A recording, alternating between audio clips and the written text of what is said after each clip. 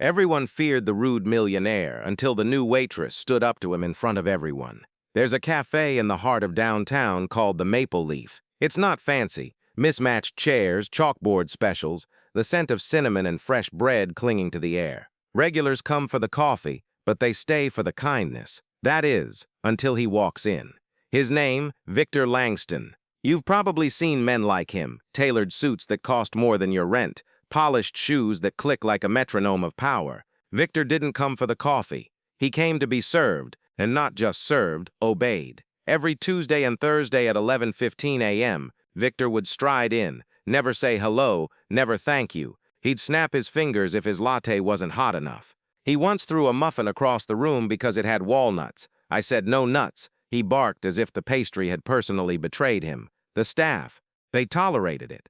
Not because they wanted to, but because Victor Langston owned half the buildings on the block, including, rumor had it, the mortgage on the Maple Leaf. Complain, you'd be out of a job. Speak up, the cafe might close, so they smiled through gritted teeth. They refilled his cup without being asked. They memorized his no foam, no eye contact, no humanity rules. The regulars? They whispered. They winced, but no one dared say a word. Fear has a way of silencing even the kindest hearts. Then she walked in. Her name was Elena Reyes, 23. Bright eyes that held storms and sunshine, hair tied in a messy bun, sneakers slightly scuffed, a faded denim apron already tied around her waist on her very first shift. She'd just moved to the city, running from a past she didn't talk about, chasing a future she wasn't sure she deserved. The Maple Leaf was her fresh start, her sanctuary. No one warned her about Victor.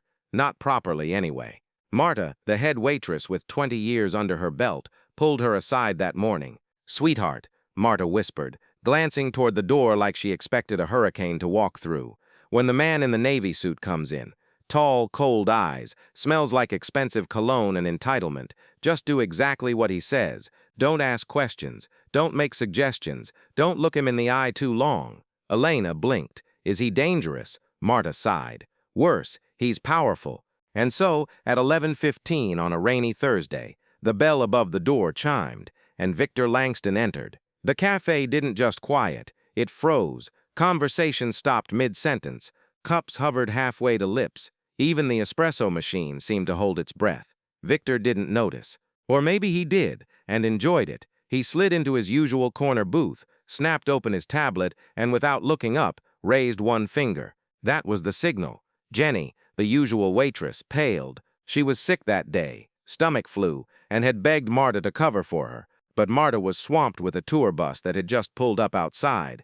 So who got the honor? Elena. She grabbed her notepad, smoothed her apron, and walked over with the innocent confidence of someone who didn't yet know she was walking into a lion's den.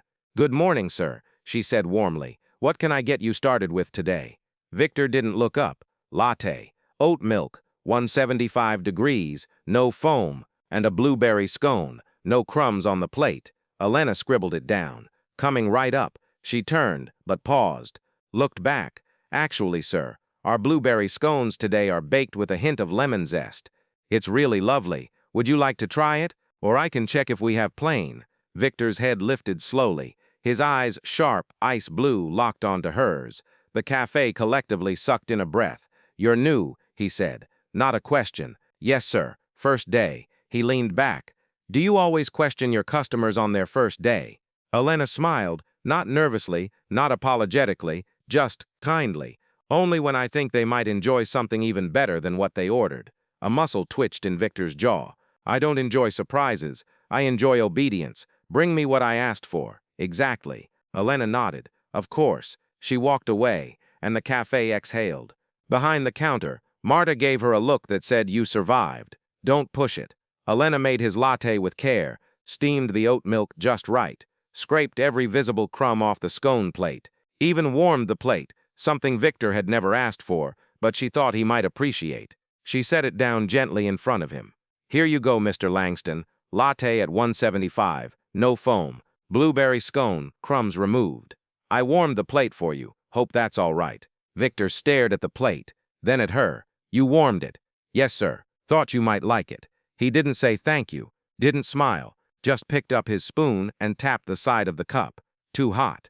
Elena blinked. "Sir, You asked for 175 degrees. That's actually slightly cooler than standard. I don't care what standard is, he snapped. It's too hot. Take it away. Start over. A few customers glanced over. Marta closed her eyes. Elena didn't move. She stood there, quiet, still, her hands clasped in front of her. Victor looked up. Did you not hear me? Or are you just slow? That's when it happened. Something shifted in Elena's eyes. Not anger, not fear, recognition. She'd seen men like him before. Men who mistook silence for submission, who thought kindness was weakness, who used power like a weapon because deep down they were terrified of being seen for who they really were. She took a breath. And then, in a voice calm as morning light, she said, "No." The word hung in the air like a struck bell. Victor froze. The cafe froze. Even the rain outside seemed to pause. "I'm sorry," he said, voice dangerously low. Elena didn't flinch. "I said no, sir. Your drink is exactly as you ordered. 175 degrees. If you'd like it cooler, I can add a splash of cold milk, but I won't remake it. Not because I'm slow or disobedient, but because what you're asking isn't fair or kind." Silence. Victor stood up slowly, towering, imposing. "Do you have any idea who I am?" Elena met his gaze. "Yes, you're a man who walks in here every week and treats people like furniture. You're Victor Langston, millionaire, landlord, bully. And today you're just a customer. And even customers don't get to be cruel." The entire cafe was on its feet, not moving, not speaking, just watching. Victor's face turned red. "You're fired. Effective immediately. And if I have anything to say about it, you'll never work in this city again." Elena untied her apron slowly, folded it neatly, placed it on the table. "You can fire me," she said softly, "but you don't get to decide my worth, or theirs." She gestured to the staff. Marta, trembling. Benny, the dishwasher, peeking out from the kitchen. Young Tim, the barista, white-knuckled on the espresso handle. "And you don't get to decide what kind of place this cafe is," she continued. "It's warm. It's kind. It's full of people who work hard and care deeply, even when they're treated like they don't matter. You can take my job, Mr. Langston, but you can't take their dignity or mine." She turned to walk away. And then Marta stepped forward. No, one word. From the woman who had spent 2 decades swallowing her pride, Marta walked right up to Victor, her apron stained with coffee and years of silence. "You don't fire her," Marta said, voice shaking but clear. "You fire me. I've let you walk all over us for too long. If anyone's going, it's me, and I'll make sure everyone in this city knows why." Benny stepped out of the kitchen. "Me too." Tim put down the espresso machine. "Fire me next." One by one, the busboy, the hostess, even Mrs. Gunderson, the 80-year-old regular who came in every day for tea, stood up. "We stand with Elena," Mrs. Gunderson said, tapping her cane. "And we're done being afraid of you, Mr. Langston." Victor looked around. Truly looked. Perhaps for the first time in years, he saw not employees, not servants, people with tired eyes and full hearts, people who showed up even when they were sick, who remembered your name and your kid's birthday, who burned their fingers on hot plates and still smiled. His mouth opened, closed. He grabbed his coat. Without another word, Victor Langston walked out of the Maple Leaf. The bell above the door chimed behind him, and then silence, until Tim whispered, Did we just do that?" Elena laughed, a bright, tearful sound. "I think we did. They didn't know it then, but that moment changed everything."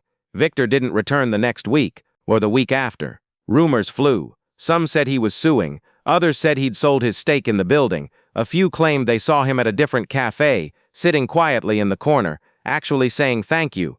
3 weeks later, an envelope arrived at the Maple Leaf, addressed to Elena. Inside, a check. Not for damages, not for legal fees, for $50,000, with a note. "You were right. I was wrong. This is for you to open your own place, or go back to school, or travel the world. Whatever you want. And if you ever need a silent investor who knows how to behave, call me. VL." Elena didn't cash it. She framed it. And then, she used her savings and a small loan from Marta to open a tiny cafe 2 blocks away. She called it the Brave Bean.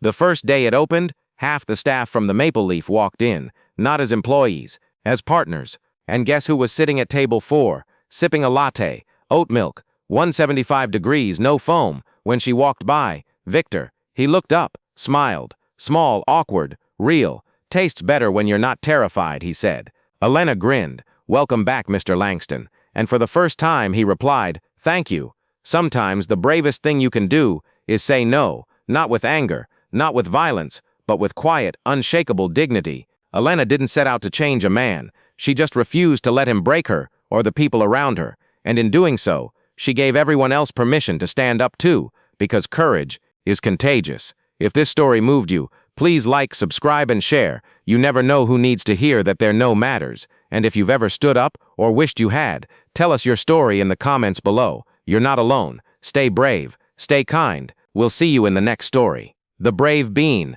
now open. Estic by Elena Reyes and Friends. With a photo of a cozy cafe, sunlight streaming through the windows, and a certain familiar millionaire sipping coffee quietly in the corner. Thank you for watching. May you always have the courage to speak your truth, even when your knees are shaking.